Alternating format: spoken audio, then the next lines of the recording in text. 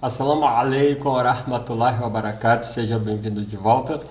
Hoje estamos no mais um capítulo do nosso estudo sobre a corrupção ortodoxa das escrituras cristãs e hoje a gente vai falar do O Desafio, Walter Bauer. Esse estudo é muito importante porque ele, primeiro, nos deixa claro o que aconteceu com a história da igreja cristã, o porquê que nós não podemos confiar na doutrina cristã, na igreja dita ortodoxa cristã, quais foram os desafios que todo o pensamento cristão enfrentou no decorrer principalmente dos primeiros séculos até se estabelecer uma doutrina. E é importante também porque a gente sabe que a história se repete. Louvado seja Deus Altíssimo que estabeleceu a renovação, o resgate da sua religião monoteísta com o Islã na revelação a Muhammad, que a paz e a bênção de Deus esteja sobre ele. E ele não deixou uma religião, digamos assim, refém de pessoas, com donos. Ele estabeleceu uma religião para toda a humanidade de forma que qualquer pessoa, independentemente da sua raça, da sua nacionalidade, da sua origem, status social, ela pode ter acesso à mensagem e ela não está subordinada ou não depende de intermediário algum para se chegar ao conhecimento de Deus Altíssimo. Deus Altíssimo escolheu o seu mensageiro, entregou a ele a mensagem e ele passou para a humanidade. Então a gente pode fazer uma comparação hoje. Quem é a voz da ortodoxia no Islã? A quem pertence o Islã? A quem os muçulmanos estão submetidos? Quem é a última palavra, a palavra final no que diz respeito à doutrina, à ortodoxia do Islã? Deus Altíssimo escolheu o seu mensageiro, o seu derradeiro dos mensageiros, que não foi o primeiro, mas sim foi o último dos mensageiros, que foi Muhammad, que a paz e as bênçãos de Deus estejam sobre ele. Entregou para ele a mensagem tem sido preservada, seja oralmente, seja de forma escrita até os dias de hoje, e cada um tem a liberdade e até mesmo o dever de buscar nesse registro, nessa mensagem, a ortodoxia, a doutrina correta, o ensinamento correto de como obedecer aos mandamentos de Deus Altíssimo e quais são os atributos elevados dele. De forma que não são instituições, não são pessoas de raças ou nacionalidades específicas que vão deter a priori a voz da ortodoxia. A gente vê, inclusive hoje, aqui no Brasil, alguns grupos mesquitas, líderes, sheiks, influenciadores digitais que se apresentam como a voz do Islã, como a voz da ortodoxia. Ocorre que não existe esse porta-voz credenciado, digamos assim, aquela pessoa autorizada, aquela pessoa carimbada, aquela pessoa que tem a última palavra no que diz respeito à doutrina do Islã. Portanto, cada um que procura a verdade, que procura realmente entender o que é o mandamento de Deus Altíssimo, o que é a Sharia, o que é o Islã, então cada pessoa ela deve buscar na mensagem, nos registros, a visão ortodoxa ou não. De forma que o último árbitro nessas questões é a consciência de quem está buscando conhecer a verdade.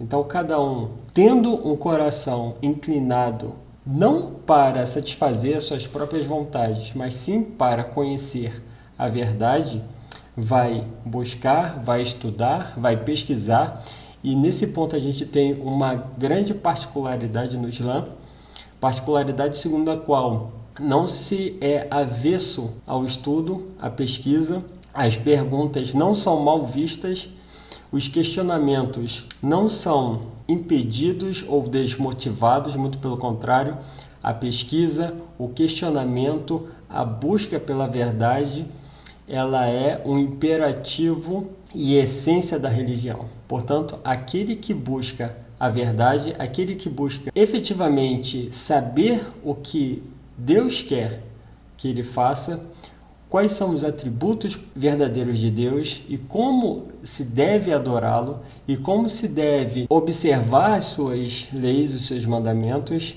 essa pessoa deve estudar, perguntar, questionar, duvidar e ela vai alcançar a tal da ortodoxia.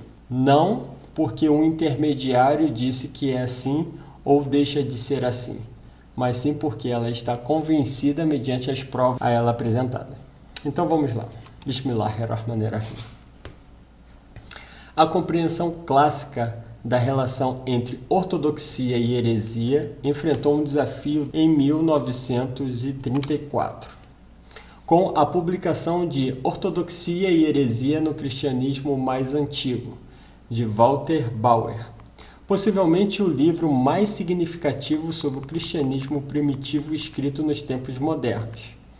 Bauer argumentou que a igreja cristã primitiva, na verdade, não compreendia uma única ortodoxia da qual emergisse uma variedade de minorias heréticas concorrentes.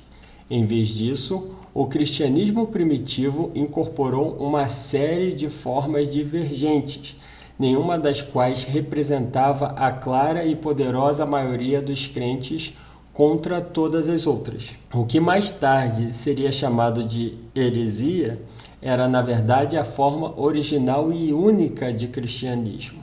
Isso aqui é muito importante, essa parte, porque a gente está habituado a ouvir e simplesmente a repetir esse mantra, digamos assim, né? De que existia uma igreja primitiva que veio desde os apóstolos, estabelecida por Jesus, que a paz de Deus esteja sobre ele, e dessa igreja primitiva, ortodoxa, correta, incorruptível, dessa igreja, começou a sair vários grupos heréticos, vários grupos desviantes. A gente está acostumado a falar, a repetir e a ouvir isso, só que isso não corresponde com os fatos históricos. Vamos lá. Noutras regiões, pontos de vista posteriormente considerados heréticos coexistiram com pontos de vista que viriam a ser abraçados pela igreja como um todo, com a maioria dos crentes não traçando linhas de demarcação rígidas e rápidas entre os pontos de vista concorrentes. Nessa medida, a ortodoxia, no sentido de grupo que defendia uma doutrina apostólica aceita pela maioria dos cristãos em todos os lugares, não existia nos séculos II e III.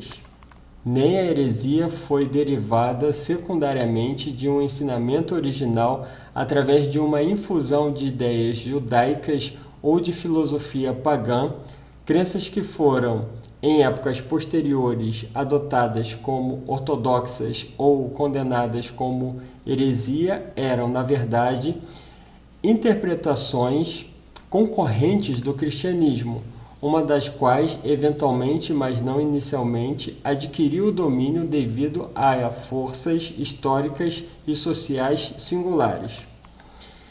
Somente quando um grupo social se elevou suficientemente sobre o resto da cristandade é que emergiu a opinião majoritária. Só então a crença correta representou a visão da igreja cristã em geral. Como pode ser visto nesse esboço, um dos objetivos implícitos da reconstrução da ortodoxia e da heresia de Bauer foi a desconstrução dos termos do debate. Heresia não pode mas ser entendida como significando o que suas etimologias sugerem ou o que elas tradicionalmente implicam. Bauer não assume que ortodoxia se refere a crenças corretas e heresia a crenças errôneas intencionais. Ele usa os termos descritivos para se referir a grupos sociais, nomeadamente o partido que eventualmente estabeleceu o domínio sobre o resto da cristandade, ortodoxia, e os indivíduos e grupos que expressaram visões teológicas alternativas, heresia. Ao fazer isso, ele não implica nenhum julgamento de valor. O grupo estava certo, os outros estavam errados. E não abraça a noção tradicional de que um dos grupos, ortodoxia, poderia reivindicar prioridade histórica e superioridade numérica sobre os outros. Ou seja, ortodoxia, o grupo ortodoxo, na verdade, não foi aquele que herdou já os ensinamentos dos apóstolos e, em última análise, de Jesus, que a paz de Deus esteja com ele. A ortodoxia, ela na verdade, ela foi sendo construída no decorrer dos séculos. Não foi sendo construída no decorrer dos anos em que Jesus, que a paz de Deus esteja sobre ele, esteve aqui divulgando o evangelho. Não. A ortodoxia, no caso, ela foi construída no decorrer dos séculos posteriormente ao ministério de Jesus. Agora, com que autoridade esse grupo estabelece uma visão ortodoxa? Com que autoridade ele pode estabelecer que aquilo que ele entende como ensinamento é a visão correta, corresponde à revelação de Deus Altíssimo? Quais são as provas para isso? Muitos, ao ouvir sobre o Islã, querem todo tipo de prova a respeito da profecia de Muhammad, que a paz e a bênção de Deus estejam sobre ele. E provas é o que não faltam a respeito dessa revelação, e mesmo assim eles refutam e não querem acreditar. Mas a respeito das suas próprias escrituras, dos seus próprios dogmas, eles não têm prova nenhuma. Não tem prova nenhuma da autoridade profética ou alguma autoridade atribuída por Deus Altíssimo àquelas pessoas que estabeleceram, por exemplo, o cânon. Aquelas pessoas que escolheram essas ou aquelas escrituras como divinamente inspiradas. Quem foram essas pessoas? Quais foram os seus atributos e quais são as evidências de que essas pessoas agiram com inspiração divina? Vamos seguir. Para estabelecer suas reivindicações, Bauer escolheu certas regiões geográficas da cristandade primitiva para as quais temos algumas evidências e submeteu as fontes antigas do cristianismo dessas regiões ao escrutínio mais próximo e demonstrou que, ao contrário dos relatos de Eusébio, a gente lembra que Eusébio é aquele historiador que tem uma visão providencial de toda a história, quer dizer que, para Eusébio, aquele grupo que venceu porque Deus estabeleceu que deveria vencer e estabeleceu assim porque estava com a ortodoxia. Ou seja, só o fato de um grupo ter se sobreposto sobre o outro já é prova, a evidência divina de que ele estava com o ensinamento correto. Seguindo. Então submeteu as fontes antigas do cristianismo dessas regiões ao escrutínio mais próximo e demonstrou que, ao contrário dos relatos de Eusébio, as formas mais antigas e ou predominantes de cristianismo na maioria dessas áreas eram heréticas, isto é, formas posteriormente condenadas pelo partido vitorioso, condenadas como heréticas. Ou seja, cada um desses conceitos foi construído no decorrer dos séculos posteriormente à vinda do profeta. É certo que os cristãos que defendiam pontos de vista posteriormente adotados pela ortodoxia do século IV podiam ser encontrados espalhados por estas regiões, mas na maioria dos casos representavam uma posição minoritária. Bauer reconheceu, é claro, que a maioria dos escritos que sobreviveram ao conflito atestam essa compreensão posterior. Mas isso não se deve de forma alguma ao fato que já não é visto como fato de serem amplamente representativos da opinião cristã nascente. Deve-se antes ao acidente de sua preservação, ou seja, só se preservou aquilo que o grupo que venceu quis que fosse preservado.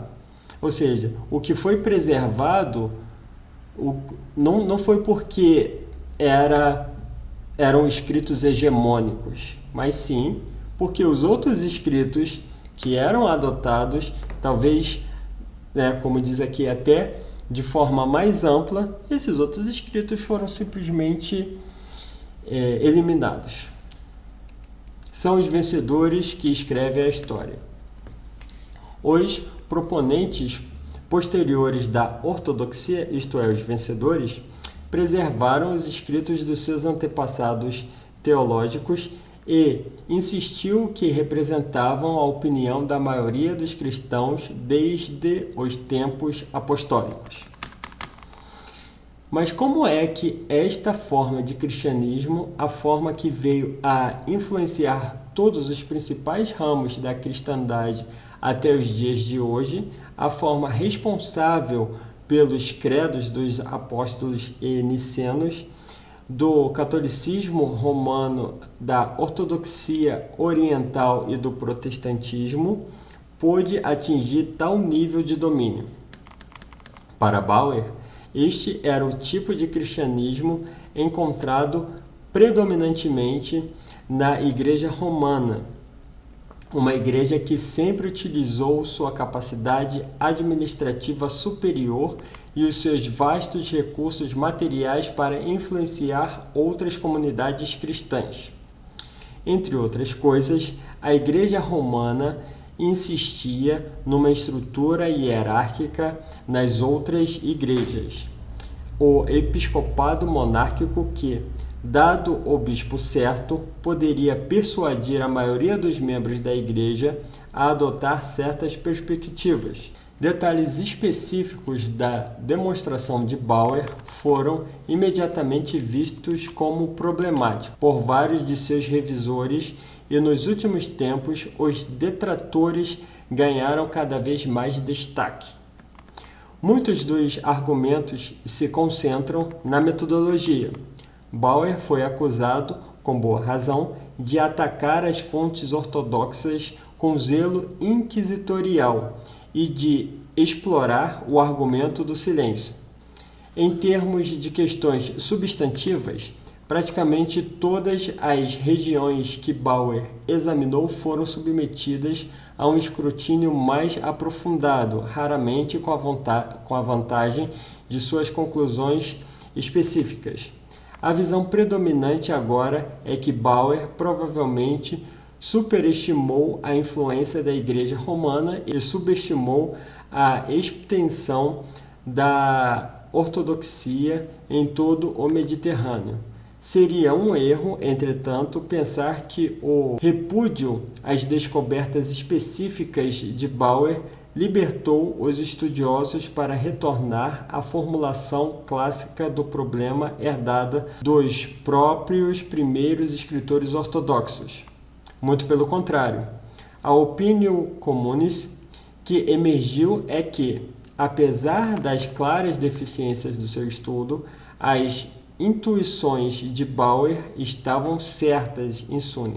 Na verdade, o cristianismo primitivo era mesmo menos organizado e mais diversificado do que ele imaginava e, contrariamente à sua opinião, Não precisamos esperar o século II para começar a pintar esse quadro. O que mais tarde veio a ser conhecido como ortodoxia foi simplesmente entre uma série de interpretações concorrentes do cristianismo no período inicial. Não era uma interpretação evidente nem uma visão apostólica original. Na verdade, já nos tempos do Novo Testamento, o cristianismo era notavelmente variado em suas expressões teológicas, com a diversidade do Novo Testamento manifestando-se ainda mais claramente na diversidade dos séculos II e III, quando grupos concorrentes abraçavam uma ampla gama de teologias conflitantes e linhas fixas de demarcação eram escassas. Muito bem, chegamos ao final desse capítulo. Eu acho que o ponto principal desse capítulo está nesse destaque que eu fiz. O que mais tarde veio a ser conhecido como ortodoxia foi simplesmente entre uma série de interpretações concorrentes do cristianismo no período inicial. Não era a interpretação evidente nem uma visão apostólica original. Na verdade, já nos tempos do Novo Testamento, o cristianismo era notavelmente variado nas suas expressões teológicas. Então, isso aqui se aplica principalmente para os católicos, que gostam de bater no peito e reivindicar para si a posição de os guardiãos e os detentores da ortodoxia desde os tempos mais remotos, desde os tempos dos apóstolos, desde o tempo de Jesus, que a paz de Deus esteja sobre ele. Só que isso não corresponde às evidências históricas, não corresponde à realidade. A doutrina cristã, a doutrina da igreja, os dogmas, seja lá qual nome se dê, isso não é algo que foi preservado desde o tempo do profeta, mas sim foi algo que foi construído no decorrer dos séculos após o ministério do profeta. Portanto, a ortodoxia, tanto a ortodoxia como a heresia, são coisas construídas e estabelecidas não com base numa revelação divina, mas sim com base no resultado do conflito entre os grupos que disputavam a respeito de qual a visão do cristianismo estaria mais correta. Então, ortodoxia e heresia, na verdade, são conceitos relacionados a tensões sociais, disputa entre grupos, e não tem nada a ver com preservação do ensinamento original dado por Jesus, que a paz de Deus esteja sobre ele. Então é isso por hoje, muito obrigado pela participação. Quem tiver alguma dúvida ou alguma ponderação, pode deixar aí nos comentários e a gente se vê na próxima, inshallah. Assalamu alaikum wa rahmatullahi wa barakatuh.